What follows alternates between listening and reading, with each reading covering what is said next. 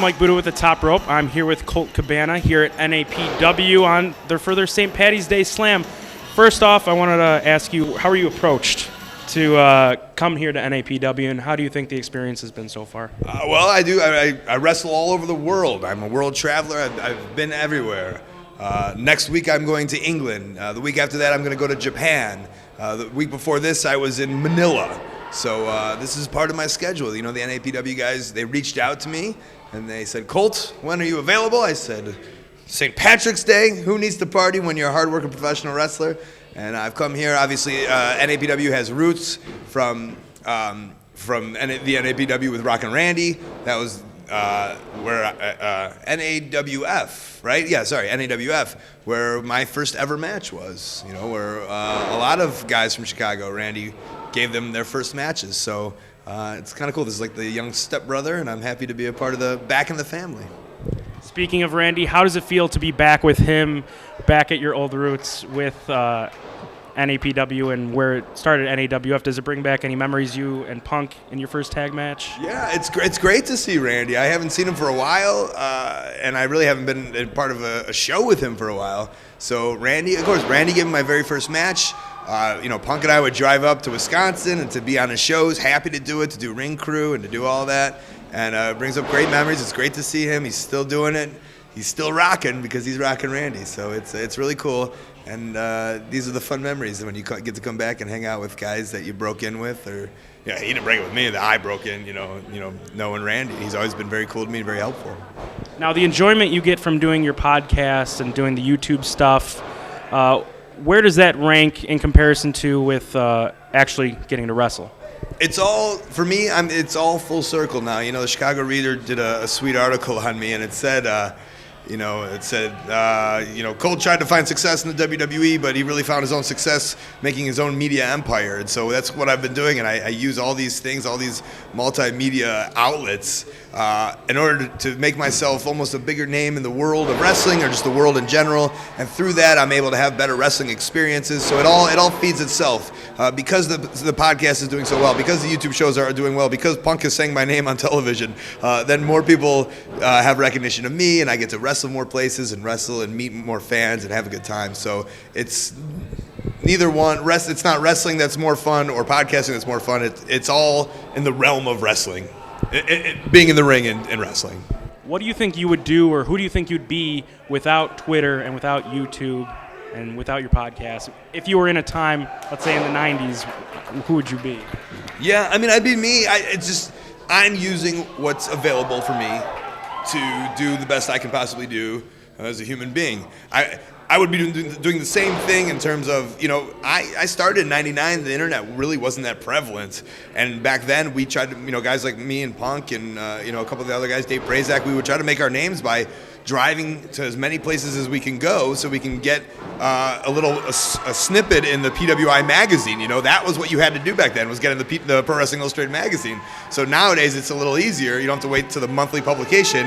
Just the next day, tomorrow, someone will post it on the internet, or I could post it myself. I could post my own matches. So I think I'd be on the same track, but it'd take a lot longer.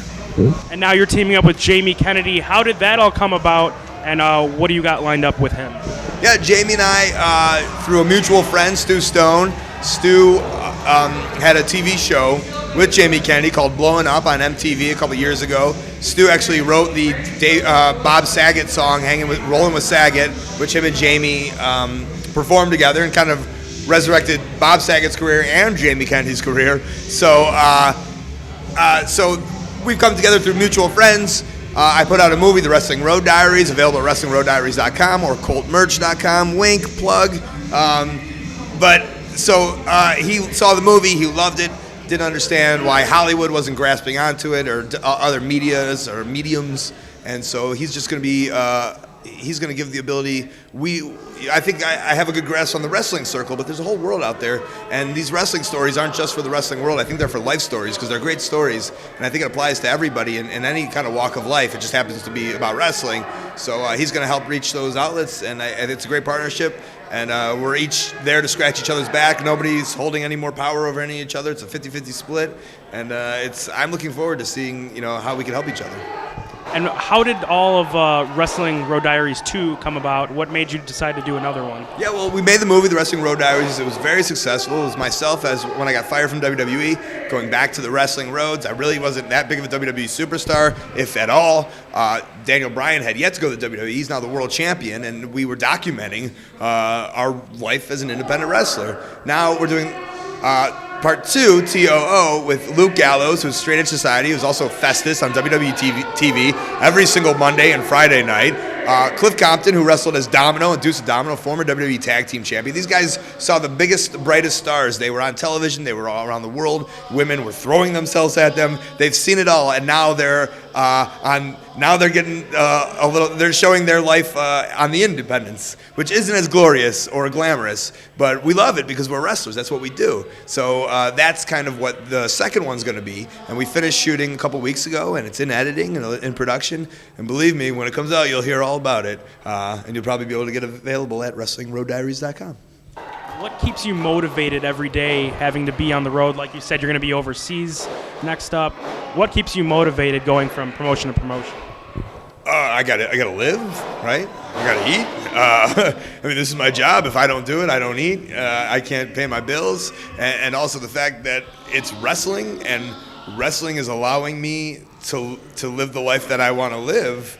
And that was the whole point from day one.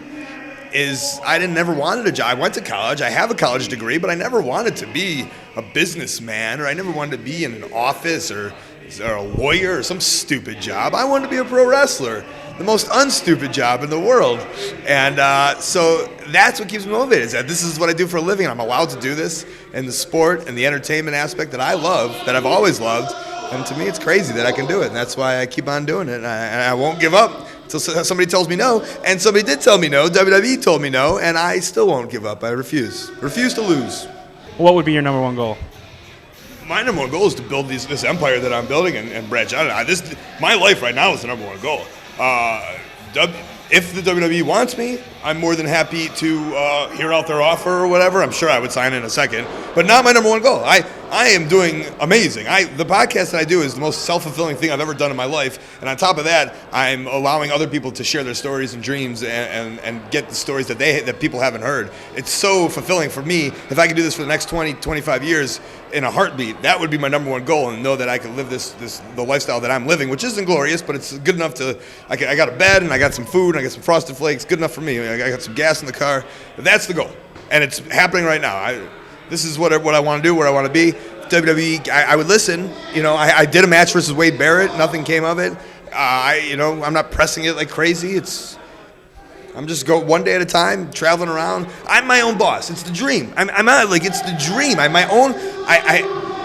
I make the calls. I have no eggshells to walk on. Nobody tells me what to do. If somebody comes to me with a shitty offer or something, I could tell them. Oh, sorry. Someone comes to me with a poopy offer. I could tell them to F off, and I could live, and I could go on another day. It's America. It really is. It's America, and it's amazing. What do you think, though, is their problem that they don't want to offer a contract to you? That's fine. That's their company. They can do whatever they want to do. I think maybe you, I don't know, thinks that, Colt would be good in the WWE. He trends on Twitter. He has double the followers of Mike McGillicuddy, whatever. I don't know. But, they can do whatever they want. If they don't want to use me, that's their prerogative. You can't sit there and yell at them. They make $1 billion a year. They're obviously doing something right. So, yeah, maybe it's weird, but they have the right to say no. It's their right. It's his company. It's Vince McMahon's company. If he wants to do it, he can say no. That's fine, whatever his reason is. And that's why I can't sit and wait for them to call me, or wait for them to like me, or wait for them to say, it's okay, Colt, that you don't have a six-pack. Now we like wrestlers without six-packs. I can't wait for that. So that's why I do my own thing, and that's why this is what I want to do. Again, that's Colt Cabana. Again, you could catch him. You could follow him at Colt Cabana on Twitter. WeLoveColt.com. You could find his merchandise on there. Yeah, Colt merch. And then you could also catch him, Creative Has Nothing for You, on YouTube. And then his Art of Wrestling podcast that you could find also on iTunes. You can? On iTunes, yep. And then you can find the Wrestling Road Diaries also on his website. Look out for the Wrestling Road Diaries too. Thank you, Colt. Again, this is Mike Buda with the Top Rope, only on SportsTownChicago.com.